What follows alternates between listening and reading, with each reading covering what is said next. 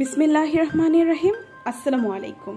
শীতের সকালে গরুর মাংস বাঁধাকপি দিয়ে রান্না করে তারপর লুচি বা পরোটা দিয়ে সকালের নাস্তায় আমাদের বাড়িতে শীতের সময় প্রায়ই এই রেসিপিটা করা হয়ে থাকে। আজকে আমি সেই রেসিপিটাই আপনাদের সাথে শেয়ার করব। তো চলুন শুরু করা যাক। বাঁধাকপি এভাবে বড় টুকরা করে কেটে নিতে হবে। এখানে আমি 1.5 কেজি চর্বি ও হাড়যুক্ত গরুর মাংস নিয়ে নিয়েছি। কড়াইয়ে আধা কাপ তেল দিয়ে 1.5 কাপ পেঁয়াজ কুচি দিয়ে দিয়েছি। পেঁয়াজটা নরম হওয়া পর্যন্ত ভেজে নেব। এবার 1.5 চা চামচ করে রসুন, জিরা ও আদা বাটা দিয়ে সামান্য পানি দিয়ে ঢাকনা দিয়ে ঢেকে দেব যতক্ষণ পর্যন্ত মশলাটা কষানো হচ্ছে।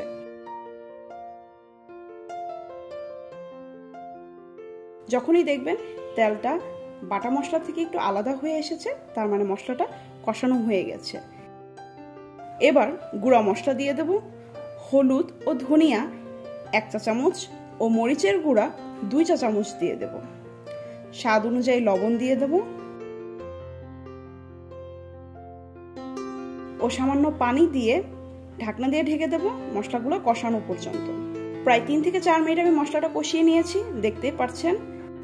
এবার আস্ত গরম মশলা দিয়ে দেব, এলাচ, দারচিনি, তেজপাতা ও লবঙ্গ। এবার ধুয়ে রাখা মাংস দিয়ে দেব। একসাথে মিশিয়ে পেঁয়াজ ও কাঁচামরিচ বাটা দিয়ে দেব। 1 কাপ পেঁয়াজ ও 2টা কাঁচামরিচ আমি ব্লেন্ডারে ব্লেন্ড করে নিয়েছি। এখানে গরম মশলার গুঁড়া দিয়ে দেব, 3-4টা এলাচ, 3-4টা লবঙ্গ, 4-5টা গোলমরিচ, 1 টুকরো জয়ফল ও জয়ত্রী হালকা তেলে আমি আধা ভাঙা করে নিয়েছি। এই গরম মশলাটাই আমি এখানে দিয়ে দিয়েছি। এবার মিডিয়াম ফ্লেমে ঢাকনা দিয়ে ঢেকে দেব 10 থেকে 15 মিনিটের জন্য। মিডিয়াম লো ফ্লেমে মাংস কষানোর কারণেই মাংস থেকেই পানি বের হয়েছে। এবার চুলার আঁচ হাই করে নেড়েচেড়ে 1.5 কাপ পানি দিয়ে দেব। ঢাকনা দিয়ে ঢেকে দেব 20 মিনিটের জন্য। দেখতেই পাচ্ছেন মাংস একদম সিদ্ধ হয়ে গেছে, ভালোভাবে কষানো হয়ে গিয়েছে। এবার কেটে রাখা বাঁধাকপিগুলো দিয়ে দেব। ঢাকনা দিয়ে ঢেকে দেব 5 মিনিটের জন্য।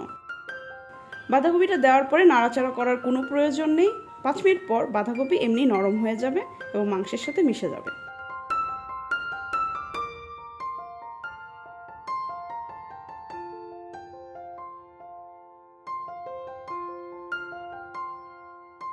দেখতেই পাচ্ছেন বাঁধাকপি প্রায় সিদ্ধ হয়ে গেছে। এবার 2 কাপ পানি দিয়ে ঢেকে দেব 5 থেকে 7 মিনিটের জন্য।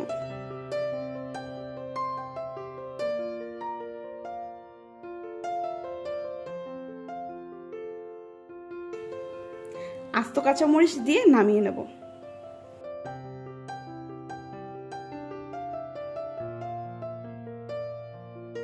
তৈরি হয়ে গেল লোভনীয় স্বাদে বাঁধাকপি দিয়ে গরুর মাংস। বাসায় একবার শীতের সময় অবশ্যই ট্রাই করে দেখবেন।